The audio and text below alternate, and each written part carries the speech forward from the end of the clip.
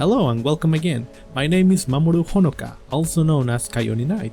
Last time I covered the basics of sectoring and how to build sectors. Today I'm gonna dive a bit further and make sectoring a bit less daunting. Let's get on with the video. If this video helped you in any way, shape or form, don't forget to like and subscribe. It all helps. And also, don't forget to share it with your friends, your family, everyone. Everybody must know Turok. Water sectors are fairly straightforward. Shallow water sectors are simple to set up. First, build your shallow pool of water, and then all you have to do is stick the water and shallow water flags. Once these flags are enabled, when the player steps on sectors with those flags turned on, the character will swim through these sectors but will not be able to go underwater. Deep pools of water require the use of water height, water color, water CFAR, water fog start, and the water flag. Start by building your pool of water using static meshes. Once that's done, adjust the height of your water mesh to the desired height, then copy the Z-axis value under the Origin tab. Next, lay down vertices around your pool. Start creating sectors until you build your first sector at the bottom of your pool. Delete the adjacent cliff sector created from this step. Now, select the sector that will become your initial water sector, then open sector properties. Under water height, type the Z-axis value you copied off the water mesh from the first step, then go to sector flags and tick the water flag. Create the remaining sectors at the bottom of your pool, then rebuild cliff sectors around your pool to link your water pool with the rest of the map, and you're done. You can mess around with watercolor to give the water a unique color while the player swims underwater. The water CFAR value controls how far the player will be able to see while swimming underwater. The water fog start value will tell the game how far away from the player the fog will kick in before starting to obstruct the player's view.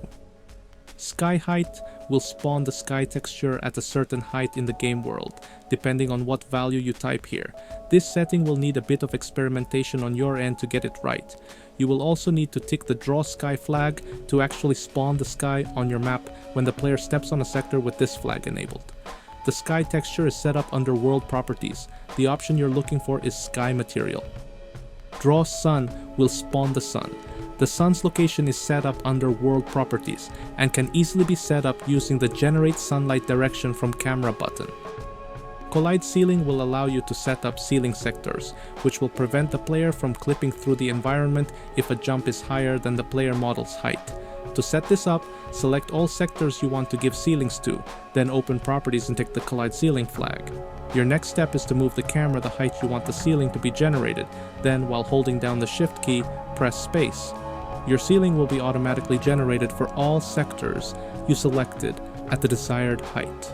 For stairs and other inclines, you will have to manually adjust the ceiling height by selecting vertices instead of sectors. While having your vertices selected, hold down Shift and your left mouse button while dragging your mouse up or down until the ceiling is generated at the correct height. Lava is set up with ARG5 and ARG6 alongside the lava and damage flags. To create a lava pool, start by building your pool with static meshes. Once that's done, lay down vertices around your lava pool and create your sectors until you create the first sector at the bottom of your pool. Select and open the properties of the lone sector made at the bottom of your pool. Under sector flags, tick the lava and damage settings. Under ARG5, type the amount of damage you'd like the player to take when they step on this sector, and on ARG6, type the value 1024, which translates to 1 second. Once you've set up your initial lava sector, build any remaining sectors around your pool, then relink them with the rest of your map. The lava flag set up with a damage value of 0 will simply slow down the player when they step on any sectors with the same information. The block flag will prevent the player from accessing any sector with this flag enabled. It is usually paired with the event flag and a door actor to create doors, and in some cases it is used to conceal actors behind meshes. The toggle flag will allow the game to render any sectors with the block flag on the automap. The restricted flag will prevent NPCs from venturing past a sector with this flag enabled, which is useful to keep enemies at bay and preventing them from moving away from certain areas. enter crawl, and crawl will allow the player to crawl through tight squeezes. Simply build your sectors like normal, then tag the entrance and exit sectors with enter crawl, and the rest of the squeeze with crawl. Bridge sectors will allow the player to fall off sectors, provided there are additional sectors below the bridge. Simply build your sectors like normal, then select any sectors intended to be your bridge and enable the bridge flag. The bridge flag can also be used to allow the player to fall off a model with an open door below it. Simply create 2 sectors that will be tagged as bridge, slightly extend them so that they can allow the player to fall off, and you're done. Cliff sectors are automatically built when you create a sector at a steep angle. You should immediately disable the cliff flag once a flat sector is built, either above or below, to avoid creating flat cliff sectors. Climb will allow the player to latch onto cliff sectors automatically and climb up. Simply build your cliffs, then select the area you want to designate as your climbable surface, and you're done. Ladder will allow the player to climb faster when they step on climb sectors. Death pit sectors are simple to set up. Simply build your bottomless pit in Mesh Edit, then lay your vertices around and create your sectors as you normally would. Then select all your sectors that will be designated as the death pit, tick the corresponding flag, and you're set. Event sectors are Navmeshes that tell the game engine to activate all actors with a matching TID value. If there's no matching TID actor, then the game will trigger a script. These sectors are used to create a lot of the magic behind the game, from elevators to ambushes, and even something like the running monkey at the beginning of the game.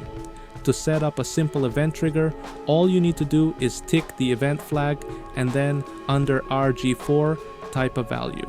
I'm oversimplifying things, but once you understand the basics of the event flag, you can move on to doing more complicated things.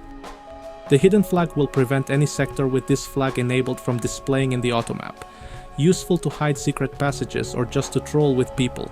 The secret flag will display the secret area discovered message when the player steps on any sectors with this flag enabled.